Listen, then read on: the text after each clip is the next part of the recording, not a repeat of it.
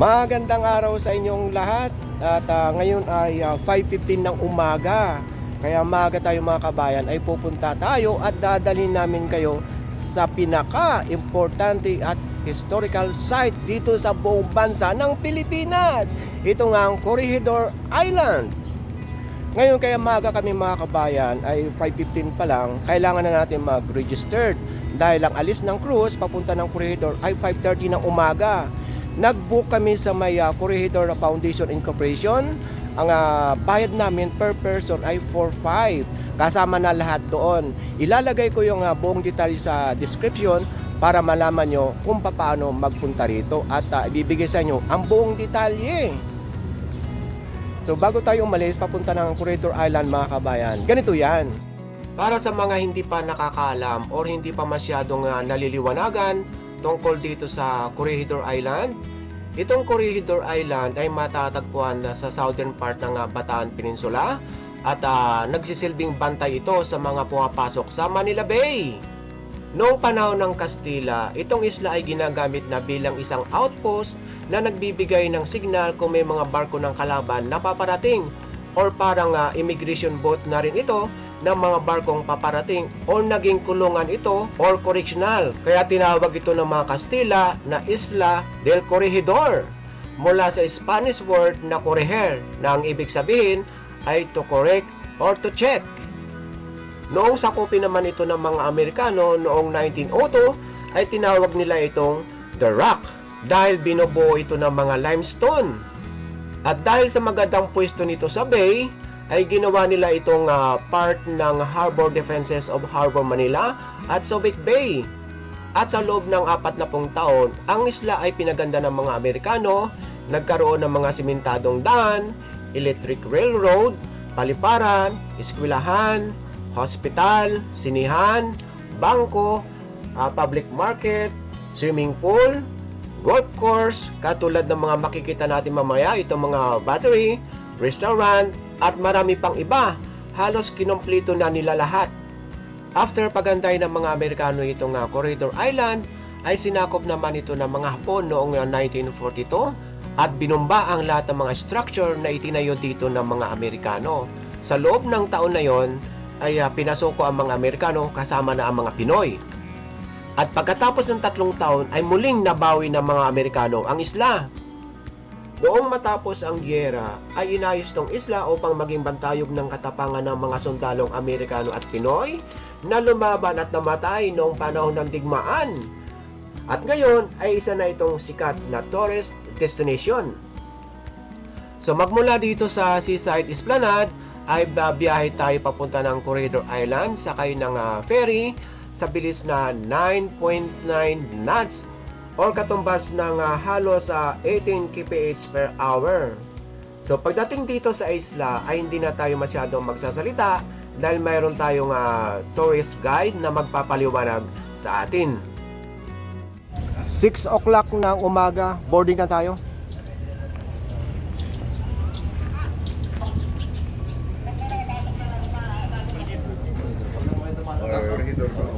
Corregidor? Saan ang corridor? Ay, ito doon. Ay, ito na. Ay, hindi. Ay, ito. Ay, ito. Salamat. Okay. Saan? Sa kabila pa? Good morning. Malamig mga kabayan, saka comfortable naman ang mga seats. So sa ilalim ng mga upuan, nakalagay yung life vest.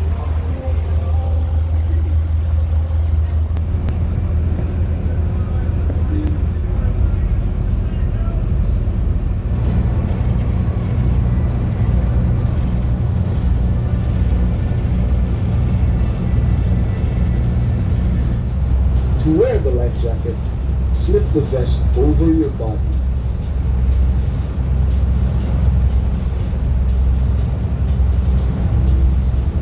Pull lower tape twice around your waist and secure tightly by a knot.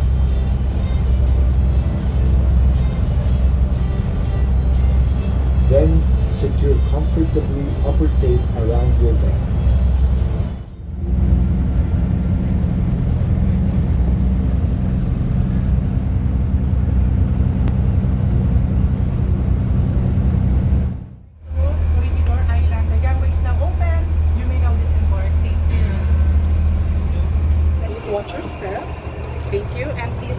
tour.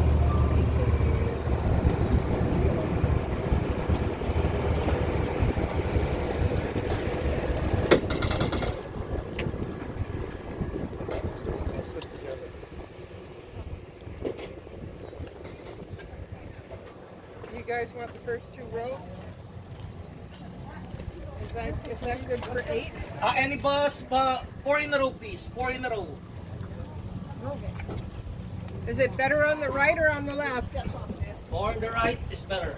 Okay, thank you. Okay. This right.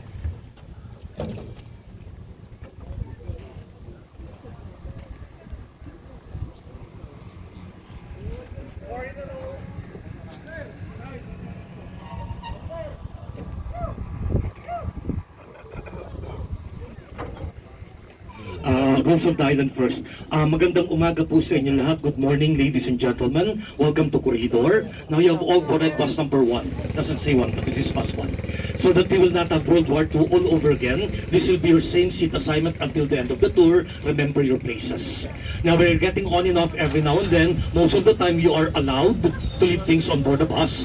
Passengers left and right side, the armrest should be lowered whenever the bus is in motion. As a courtesy to others who are traveling as a group, we allow smoking but not on board the bus, including e-cigarettes. And please, while on board the bus, silence. If you have to talk to a seatmate, do it in a very low volume. Cell phone calls could be important, that will wait when you're off the bus. When the phone rings, turn it off. Call back when you disembark. Again, no cell phone calls on board the bus. My name is Armando. I'm your tour guide. Our driver is Tony. Good morning, Tony. Now, heads up, this may be quite a rush tour. I'm very sorry. We have a lot of areas to cover. We will never spend too much time in one place, so I get to see everything. Also, Corregidor, Kwentong Guerra is a war memorial tour. Okay, now in front of the bus here is a map of Corregidor. If you came by helicopter looking down, the island is shaped like a tadpole, butete, like a baby frog. So we are now here at the lowest and narrowest part, bottom side area. 50 feet from sea level. This is the neck of the island facing Manila Bay and Mount Mariveles, 3 miles across. Behind the mountain is Olonga Point, Zambales. So Mount Mariveles is part of the mainland, Bataan Peninsula. We're now here at the North Orgy Army Dock. There are 5 islands at the mouth of the bay, 5. Corregidor is the largest.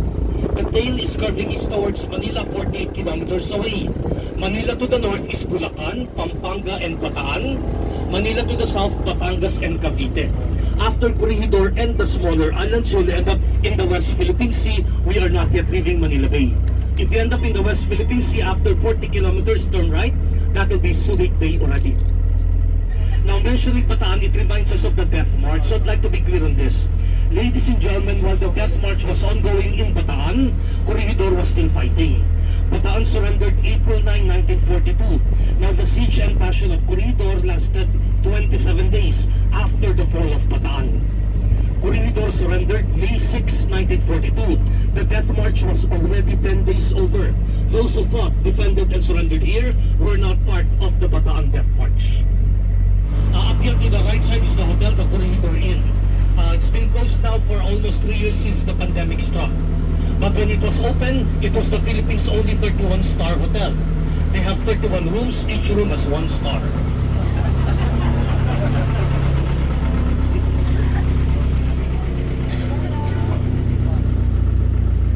So we're going to see the head section first. Okay, being the largest of the 5 islands at the mouth of the bay, Corregidor is from the Spanish word corregir, meaning to correct.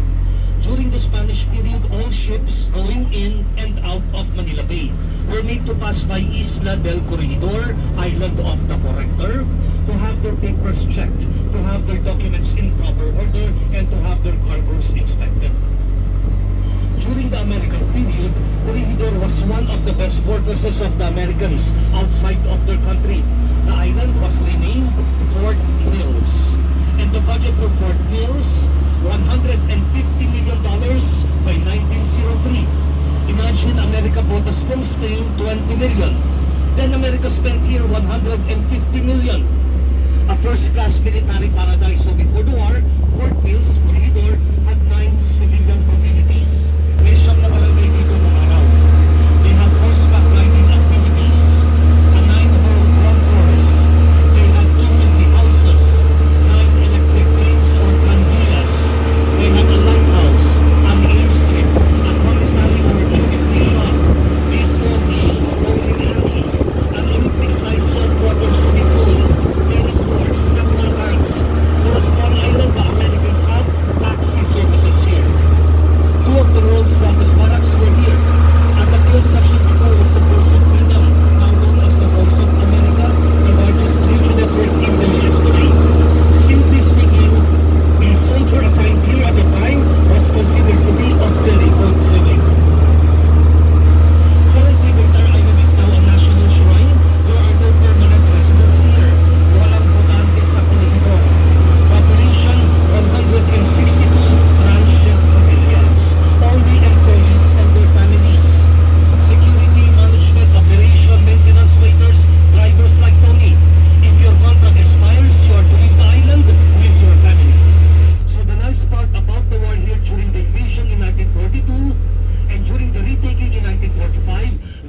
no civilians in the crossfire.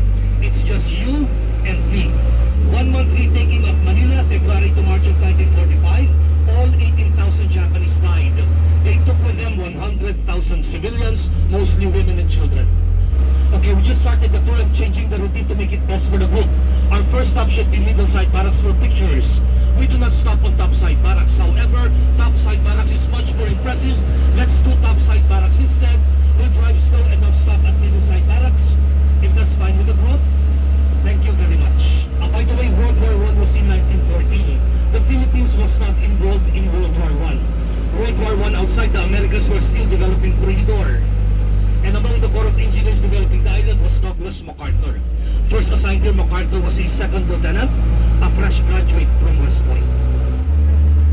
Okay, within the head section, welcome to Middleside area, 400 feet from sea level. And Middleside parade ground several times served as a baseball field. Cameras ready, please. Cameras ready now. The world's second longest barracks then was Middleside Barracks. It is a long building divided into two. Because in that time, Filipinos were separated from the Americans. Now, this half of the building was for the 4,000 Americans of the 60th Ghost Artillery Regiment. The other half in front is for another 4,000 of the 91st Philippine Scout Ghost Artillery Regiment. Maximum accommodation 8,000, constructed by the Americans in 1915, 108 years ago.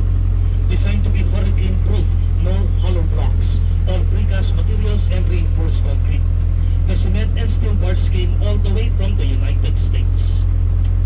You know the funny thing then, America bought the cement from Japan, Asano Cement. Now they were still friends. Early construction years, Japan was at war with Russia. And America sold to Japan scrap metal. The Japanese made it into bombs and gave it back to the Americans. They were not friends anymore. We could add a new building, restroom, gift shop, museum, or hotel. All drawings original, will not be repaired, destroyed, or restored. This is how war left them behind 81 years ago. Now remember, the island was heavily bombed twice. Bombed by the Japanese in 1942 during the invasion or attack. Also bombed by the Allied forces in 1945 liberation.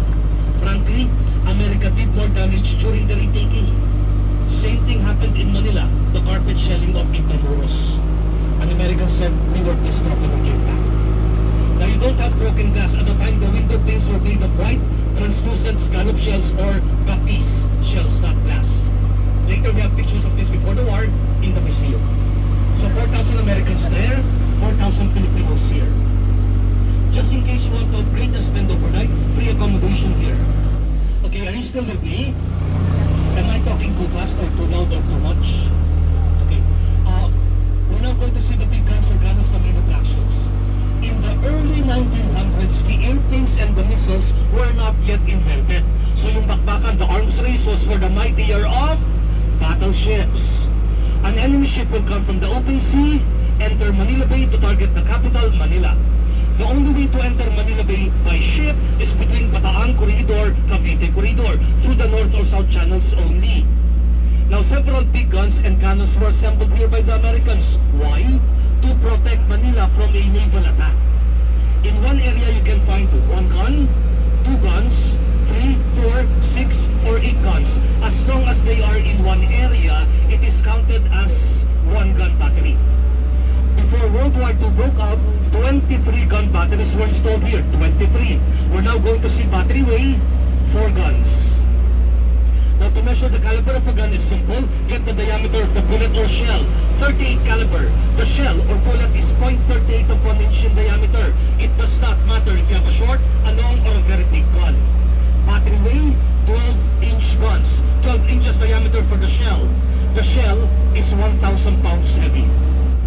So when we stop at battery weight, do not disembark immediately. Give me 1 minute to explain some things, just 1 minute. Then we'll have some time for the place, same seat assignment. Okay, 23 gun batteries. Welcome now to battery way. 10 years to construct, completed in 1913. So 1 year before World War I, this was already here, 1913. Now there are 4 guns capable of firing at the rate of 1 round per minute per mortar. Isang putok kada kanyon kada minuto. In all direction, 1,000 pound shell could be fired up to 8.3 miles away, maximum range. Each gun would weigh 13 tons. It takes 14 men to handle one gun. Of the 14 per gun, 8 of them putting the shell and the gunpowder. They were the rammers responsible for loading it. At the back of the gun, there is no firing pin or breech block. Before the surrender, General Wainwright ordered his men to destroy and decommission all guns, 45 caliber upwards, so the Japanese cannot use them anymore. They got the breech block and dumped them in the sea. Now to the far right was the gunpowder room. And here we have the shell room, cartridge room, generator rooms. The walls are 3 feet and the roof 8 feet of reinforced concrete designed to be bomb-proof. Now holes and damages are not bullet holes. When the floor is damaged, a bomb drop, boom, damaging the floor. Fragments or shrapnels will ricochet, making holes and other damages. It was suicidal to be anywhere out here in broad daylight then. Let's have 8 minutes here, please.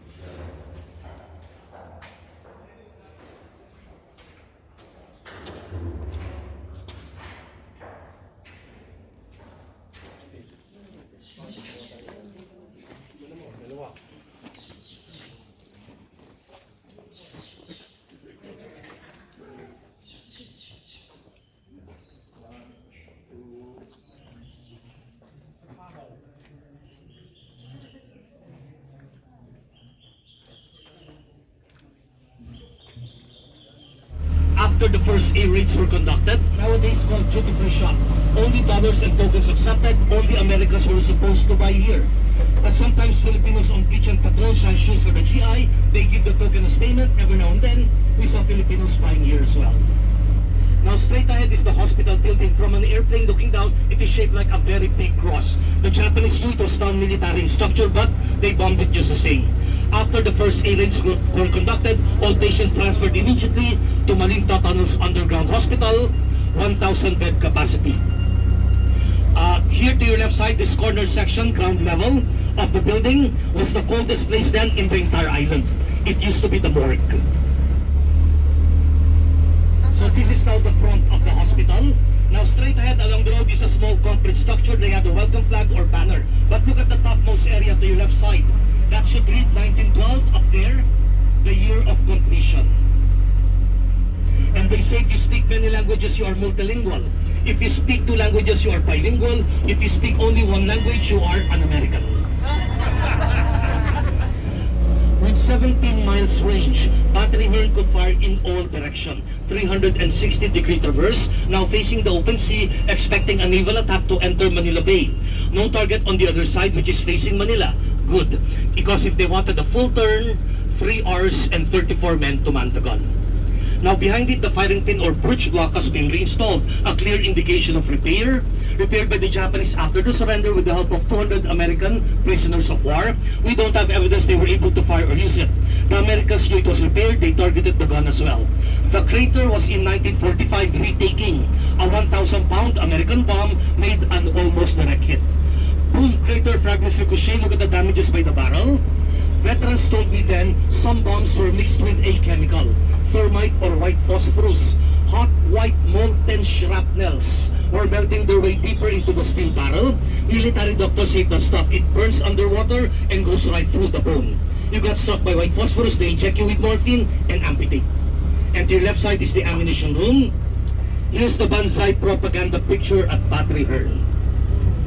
We'll have 8 minutes here for pictures.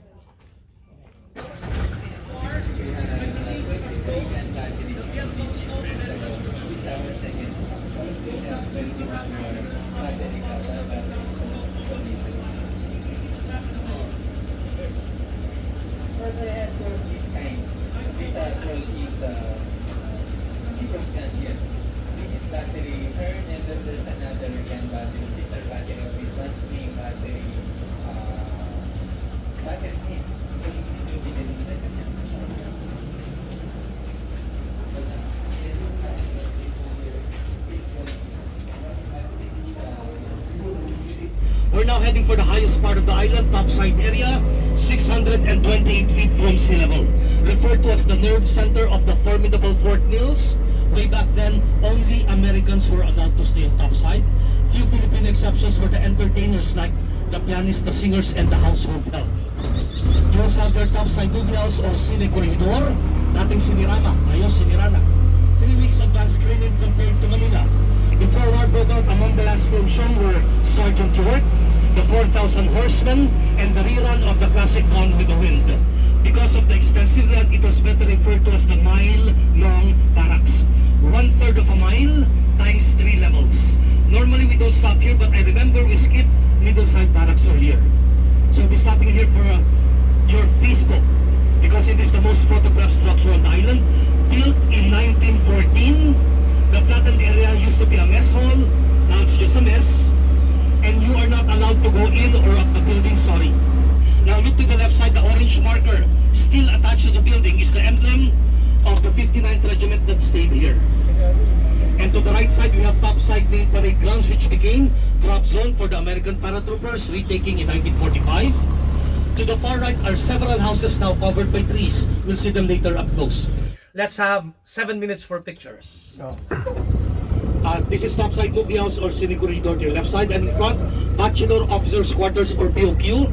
If you're an officer with a family but your family was not stationed here, you're billeted at the BOQ as well. Now normally the bus will park here, you roam the place, you board, we move on. Instead, we'll drop you at the back and park here. So we only have to walk forth instead of back and forth. A marker for the Texas Aggies over there. You're wondering how come the Texas Aggies have a marker? They gave money for a marker. That's simple. Now one of the highlights of the tour, at our right side is Fort Mills headquarters building. Second level was a chapel with a revolving altar for 3 religions, Jews, Protestants, and Catholics. The lampposts are antiquated Spanish candles. One of the highlights of the tour is a visit to the museum, and you are allowed to take photos inside the museum where you have pictures and relics of Corregidor during the Spanish period, before, during, and after the war, pictures of my relatives like Uncle MacArthur and Cousin Wainwright. You also have toilets there and gift shop. Now we're dropping you at the back of the memorial. When you see the altar, you will be looking immediately at the back of the altar. Go to the other side, there are words written in front of the altar. Now it is an altar, do not sit, stand, or lay on top of it, no planking. Now in front, a metal piece of artwork in red is called the Eternal Flame of Freedom. And from there you can see in front a good view of the tail, which you'll visit later after lunch. It's hazy today, but on a clear day you can see Manila from here, 26 miles ahead. And 3 miles across to the left side is Bataan Peninsula. It was so easy for the Japanese to bombard the island after Bataan surrendered, just 3 miles across. And Corregidor initially could not fire back because the death march was still ongoing. You know, after almost 4 months of fighting in Bataan before they surrendered, they were on 1/4 ration already. A slice of bread and a glass of water for 1 day. The commanding officers told the men in Bataan, watch out for the monkeys. What they eat, you can also eat. Now, the last part of the tour, you have this Malinta Tunnel, which was an underground hospital and a bomb-proof shelter. Look at the map. It is very close to where we started the tour, connecting the head and the tail as a shortcut. And we brought you here so you can have the best view of Malinta Tunnel, west entrance from here. Stand up and look to the right side. That's the west gate of Malinta Tunnel. And on top of the gate, 300 feet of rock. Are we going down? Yes, we're going down. We're walking from here to the eternal flame. Read what's in front of the altar. Pictures in the museum, gift shop, toilet, and the bus will be there already.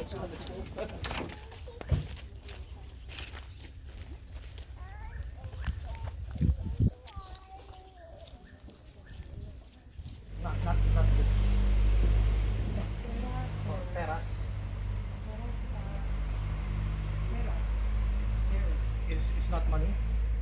Yes. No, it's not rich. Riches.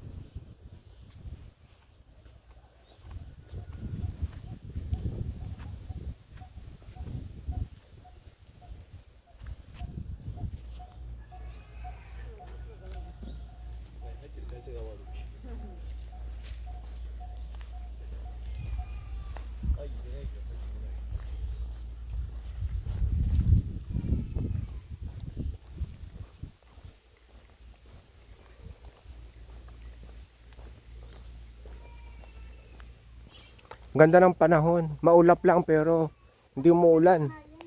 O nga, kaya nga. Tiempo. Isa yung mainit na mainit.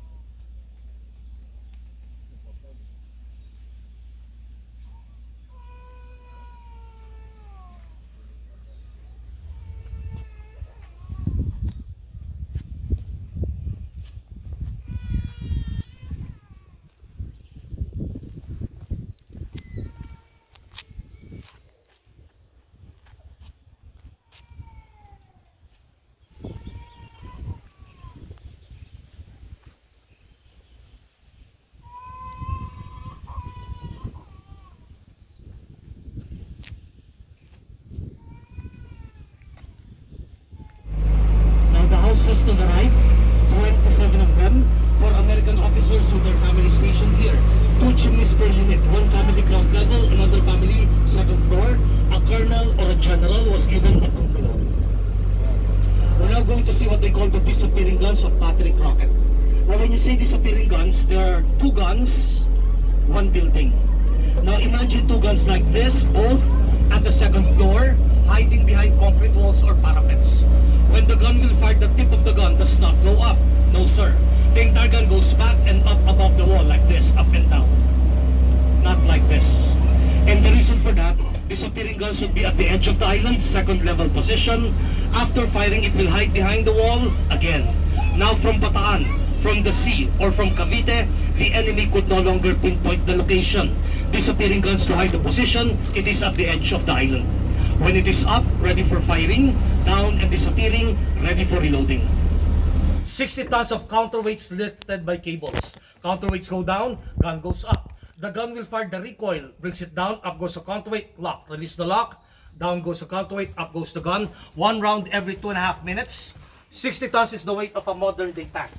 When they built this in 1912, it was at the cost of $290,000. How many tons of explosive blew up over there? 40. It's a Japanese shell, 240 millimeter, about 9 inches in diameter. It hit the center gunpowder room, but it was 8 feet of cement, so shells were pecking away. One went through finally. Jeez, everybody's just gone. Yeah. Oh, the entire island was shook to its very foundation. So imagine there were 2 guys up there when the gun was firing. After that, you cannot be an organ donor anymore. Okay, it's interesting to see the counterweights. One-way traffic, follow my lead. In here, out there, rooftop next, that's 60 tons of counterbalance. The weight of a modern day tank, 60 tons. In here, please. If you want to see what 60 tons would look like, don't sunod. Oh, shit. Okay. Yeah, we just keep walking slowly this way, please. It is here this way. We are walking slowly, we are walking. Okay, I'm messing up for you. Again, that is 60 tons of counterweights. Wow. And then rooftop next. And they're on a flip flop. So I guess the guys up there wouldn't hear you. Oh. I just imagine your reporters. It's not very long to hell. Yeah, I think it'd be,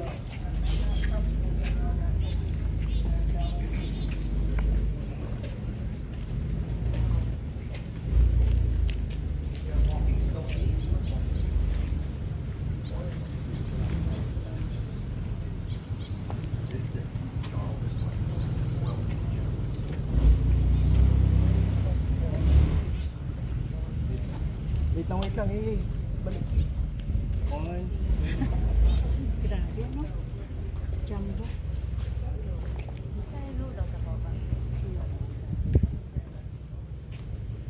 Okay, rooftop next. How far did you say this gun? Both ways. Both roads have limited traverse 170 degrees each. Overlapping fields of fire, 220 degrees coverage for this entire building. But there were 6 buildings all at the edge of the island. This is facing Cavite, the south. Other guns facing the north, Bataan. They have an interlocking field of fire which encircled the island.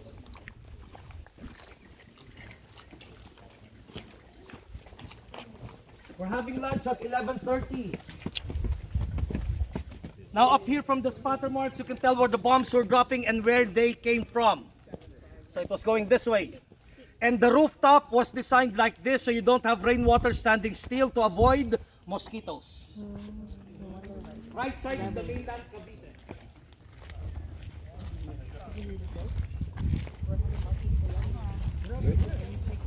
Oh, bomb explosion.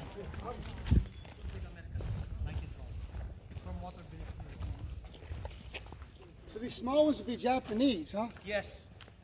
The big bomb craters, 2,000-pound American bombs. Well, retaking. It was What? occupied by the Japanese. You have to take it back. Okay, this way, please. This way, back to the bus. We're heading for lunch now. Are we coming up here again then later?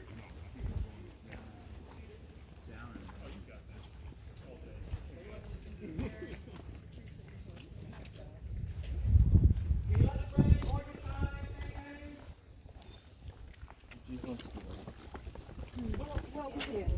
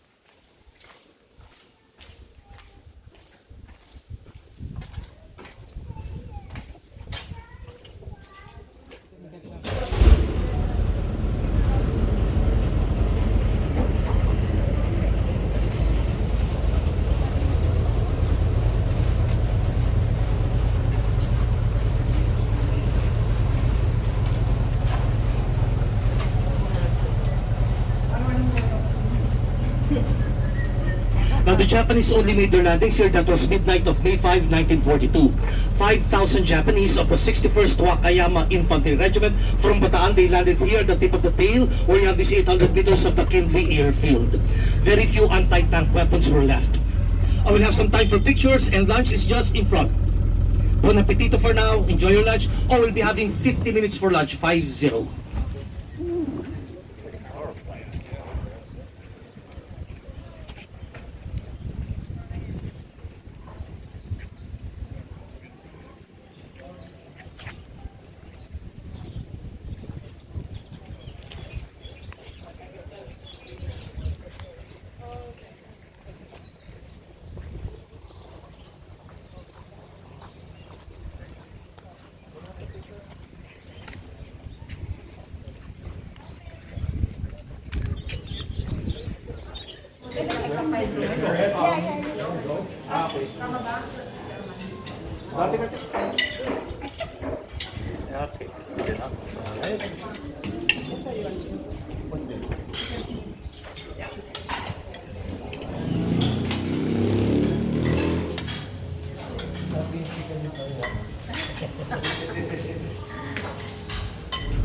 Okay, we're now going to visit the tail section. Our next stop, the Japanese Memorial.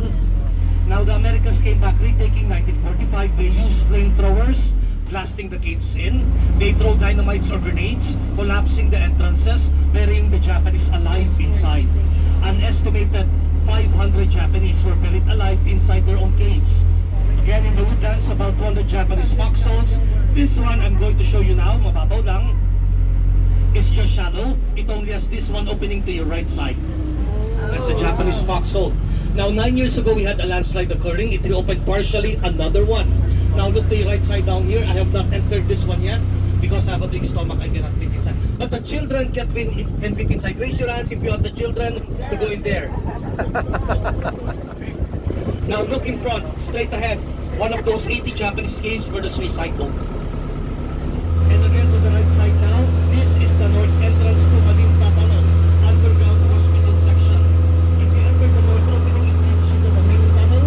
Before you can reach the main tunnel, inside are broad branches, left and right, connected at the ends to accommodate 1,000 hospital beds. Now, please consider the Japanese Memorial remains to be sagrado, a sacred place. It is the original Japanese military cemetery on the island. No one is buried here anymore. In 1986, all 4,500 buried, brought up, cremated, ashes sent back to Japan. It is now a 2-hectare praying place for Japanese guests.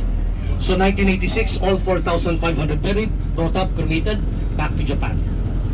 The Buddha is Jibo Kanon Sama, goddess of mercy with motherly affection. The guns here are from Hiroshima. Now, before you alight, I am sure that you cannot imagine a Japanese memorial at Pearl Harbor. So when this memorial opened to the public, Filipinos and Americans objected to it. Why allow a Japanese memorial? Politics. Now later, let's go closer to that white marble marker, first to be installed. Let's have 15 minutes here.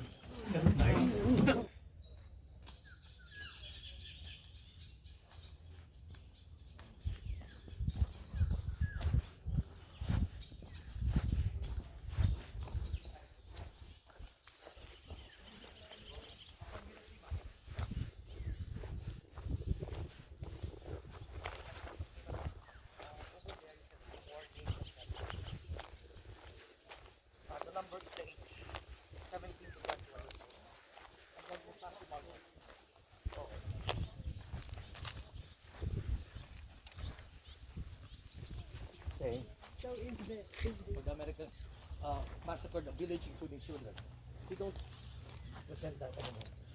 We have 400 years of Spanish oppression.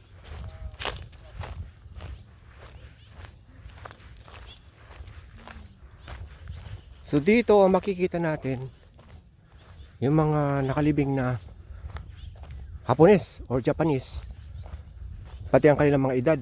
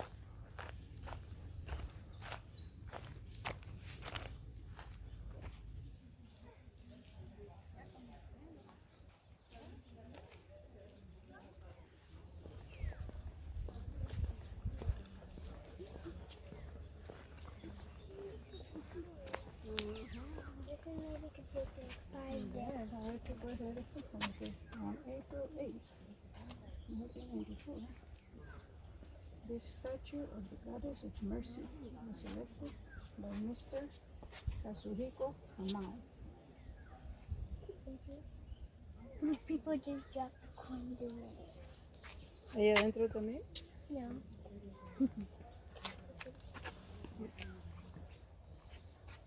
Es ahí como para ponerle flores, creo, ¿no? Es como un...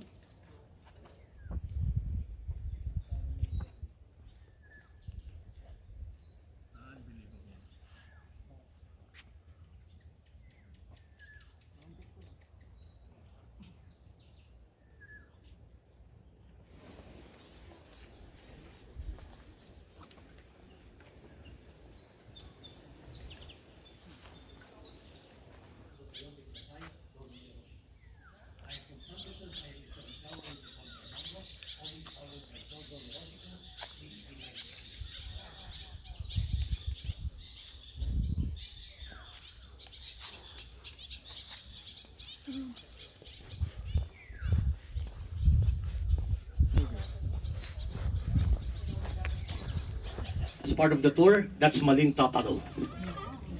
Now, the Malinta Tunnel was an underground hospital and a bomb-proof shelter. Storage facility for supplies, food, water, medicine, and gasoline. During the war, Malinta Tunnel served as headquarters for President Quezon and General MacArthur. Rumors has it that the bombing started, Douglas MacArthur never left the tunnel. Some gave him a nickname, Dugout Dog. 10 years to construct from 1922 up to 1932. The main tunnel is 836 feet long. Inside the main tunnel, 24 laterals branching left and right. 24. One on the left and one on the right will have an additional of 12 branching sublaterals each again. There are no dead ends. All the laterals and sublaterals are connected at the far ends. It is a feat of engineering. Conveniently, you can fit 8,000 men inside the tunnel. End to end in a straight line, 2 miles long. When you enter it, on top of you, 300 feet of rock. All throughout 1942, Malinta Tunnel withstood, sustained, and accepted all Japanese siege and bombardment remaining intact. 3 years, the island was occupied by the Japanese. Liberation 1945, the Allied forces returned. 5,200 Japanese were here. 11 days of bloody fighting and retaking, only 42 Japanese survivors left. Almost half committed suicide inside Malinta Tunnel. At the start, the Americans had tanks facing the 4 main entrances, and at point-blank range, they were sealed and blasted half open. 8 consecutive days, the Japanese charged out in banzai attacks, only to be chopped in half by 50 caliber guns awaiting them. On the 8th day, you have foul odor, dead Japanese bodies, and flies everywhere. The Americans now climbed Malinta Hill. Through the different air shafts, they poured in gasoline mixed with napalm. The Japanese knew what was going to happen next.